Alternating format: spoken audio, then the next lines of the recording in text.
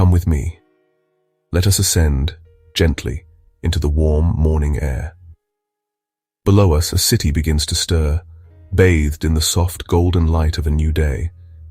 This is Vijayawada, a place of ancient stories and modern life, nestled in the heart of Andhra Pradesh.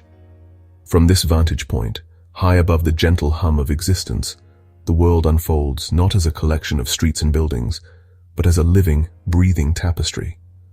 The noise of the city fades into a distant murmur, replaced by the quiet whisper of the wind. We are observers now, floating peacefully, ready to witness the poetry of this landscape from a perspective few ever see. Here, suspended between the earth and the endless blue sky, we gain a unique appreciation for the patterns of life. The world below appears ordered, a grand design of nature and humanity working in concert. Our journey today is not one of speed or haste, but of slow, deliberate observation. We will drift on the currents of the air, allowing the city to reveal its secrets to us one by one in its own unhurried time. Our eyes are first drawn to the magnificent ribbon of silver that cuts through the landscape. This is the Krishna, one of India's great rivers. From our lofty perch, it does not rush. It flows with a serene and timeless grace. It is the city's constant companion, a source of life and legend. The early morning sun catches its surface, making it glitter as if strewn with countless diamonds. The river meanders, its powerful currents carving a path through the fertile plains. Its banks are a lush, vibrant green, a stark and beautiful contrast to the deep blue of its waters. The Krishna is more than just a geographical feature, it is the very soul of Vijayawada. Looking down, we can see small fishing boats bobbing gently on its surface, their occupants moving with a practiced, unhurried rhythm. These are scenes that have played out for generations. The river seems to embrace Vijayawada, holding it in a gentle curve. It is a natural moat and a vital artery connecting different parts of the region. Now our gaze shifts to a remarkable structure that spans the mighty Krishna. It is the Prakasam Barrage, a feat of human ingenuity that stands in respectful partnership with the river's power. From the air, it looks like a delicate silver thread stretched across the water, but as we draw closer, its immense scale becomes clear. It is a bridge and a dam in one. 124 gates stand like silent sentinels, regulating the flow of water with precision and strength. The barrage is a critical lifeline for the entire region. It holds back the Krishna's waters, creating a vast reservoir that shimmers under the sun. This water is then diverted into a network of canals that snake their way across the landscape. From our aerial perspective, we can trace these canals as they branch out like veins from the heart, turning the land into a patchwork of vibrant green. A road runs along its top, and from here we can see a steady stream of vehicles moving across it, a constant flow of life connecting the two banks of the river. Our journey now takes us towards a gentle rise on the river's edge, Indrakiladri Hill. Perched atop this sacred ground is a structure that seems to radiate a light of its own, the Kanaka Durga temple. From our vantage point in the sky, it is a beacon of faith, its golden spire, or gopuram, catching the sun's rays and shining brilliantly against the green hillside. The temple complex is a marvel of Dravidian architecture, a series of courtyards, halls, and shrines that cascade down the hill in a harmonious arrangement. It is a place where the divine and the earthly meet, a spiritual heart that has pulsed for centuries. Even from this height, we can sense the powerful aura of devotion that surrounds this place. Looking down, we can see the winding road and the stone steps that lead pilgrims up the hillside. The journey to the top is part of the spiritual experience, a physical ascent that mirrors a spiritual one. The temple's position, overlooking the life-giving Krishna River, reinforces its significance as a guardian of the city and its people. It is the spiritual anchor of Vijayawada, a timeless symbol of faith, protection, and grace. We drift now, just a short distance from the bustling city center, towards a series of low sandstone hills. Carved directly into the face of these hills is a site of profound historical significance, the Undavali Caves. From the air, they appear as dark, mysterious openings in the rock, almost like portals to another time. These are not natural formations, but man-made sanctuaries, meticulously sculpted from the solid rock. This monolithic structure is a remarkable example of Indian rock-cut architecture. The main cave is a multi-storied complex, with intricately carved facades, pillars, and shrines. The caves were likely once home to Buddhist monks, and later they were adapted for Hindu worship. They are a layered monument, holding the echoes of different spiritual traditions within their cool stone walls.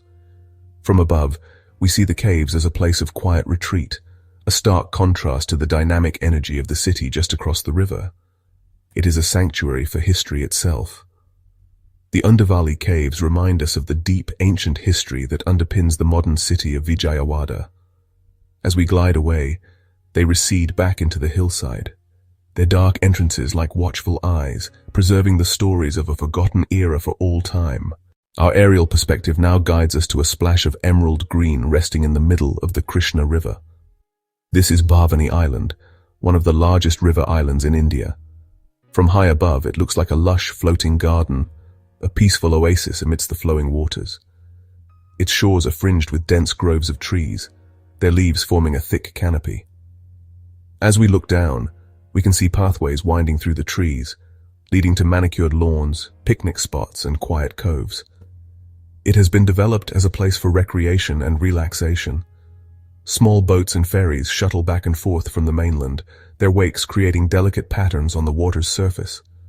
The island invites a slower pace of life. Its woodlands provide a habitat for numerous species of birds. From our silent perch, we might see egrets and herons wading in the shallows along its banks, their white feathers a stark contrast against the dark water. Bhavani Island is not just a piece of land, it is a feeling. It is the peace of being surrounded by water, the shade of ancient trees, and the simple joy of a moment of quiet contemplation. It is a gift from the river to the city, a place of pure, unspoiled serenity. We now turn our attention inward, drifting over the urban core of Vijayawada. From this height, the city reveals itself as a complex and fascinating mosaic. It is a dense network of streets, a vibrant tapestry woven from concrete, brick, and terracotta. We can trace the winding, narrow lanes of the old city and contrast them with the wide, straight avenues of the more modern districts. Rooftops of every shape and color create a rich, textured pattern, punctuated by the green canopies of courtyard trees and small city parks. Life unfolds below in a constant rhythmic flow. We can see the organized movement of traffic, the bright yellow auto rickshaws, the buses, the motorcycles, all part of a grand, coordinated dance. Markets are hives of activity, their colorful awnings forming a patchwork quilt. These are the places where the city's pulse is most palpable, where commerce, conversation, and culture converge. Even from this distance, we can appreciate the architectural diversity. This blend of styles is a visual representation of Vijayawada's history, a city that has absorbed many influences while retaining its own unique character. Our journey now takes us beyond the city's immediate boundaries, out over the vast open plains that surround it. The landscape transforms dramatically. The dense urban grid gives way to a magnificent quilt of agricultural land stretching as far as the eye can see. This is the Krishna Delta, a region made fertile by the river's rich alluvial deposits. From above, it is a breathtaking panorama of greens, the deep, lush green of rice paddies, the lighter green of sugarcane fields, and the earthy green of mango groves and coconut plantations. The fields are laid out in a geometric pattern, their shapes defined by irrigation canals and property lines. The canals, fed by the waters of the Prakasam barrage, glint in the sunlight, silver threads stitching the green patchwork together. We can see small farmhouses dotted across the landscape, their terracotta roofs a warm, earthy contrast to the vibrant fields. Occasionally we spot a figure working in the fields, engaged in the timeless, noble work of cultivating the land. This green expanse is the city's larder, the source of its sustenance. The prosperity of Vijayawada is rooted in this rich, fertile soil.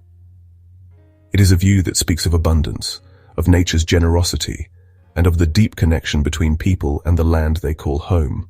Our aerial journey is drawing to a close. We begin our slow, gentle descent, spiraling back towards the earth. As we get closer, the details of the world below come into sharper focus. The distant murmur of the city gradually resolves into individual sounds, the call of a vendor, the chime of a temple bell, the rumble of a passing train. The abstract patterns we saw from above transform back into streets, homes, and people. But we bring with us a new perspective, a memory of the grand, interconnected tapestry we have just witnessed. The city no longer feels like a chaotic collection of parts, but a harmonious whole. We have seen Vijayawada from a viewpoint reserved for the birds and the heavens. We have traced the graceful flow of the Krishna river, marveled at the Prakasam barrage, felt the spiritual pull of the Kanaka Durga temple, and floated over the serene green jewel of Bhavani Island. The true beauty of Vijayawada, we now understand, lies in its balance. It is a city where the ancient and the modern coexist, where faith and progress walk hand in hand. As we touch down, the feeling of peace lingers. To see a place from above is to understand it in a new way, to appreciate its hidden patterns and its overarching beauty. Vijayawada has shared its story with us, a story of life, faith, and resilience, and we leave with a sense of calm and a deep appreciation for the quiet, enduring magic of this remarkable city on the banks of the Krishna.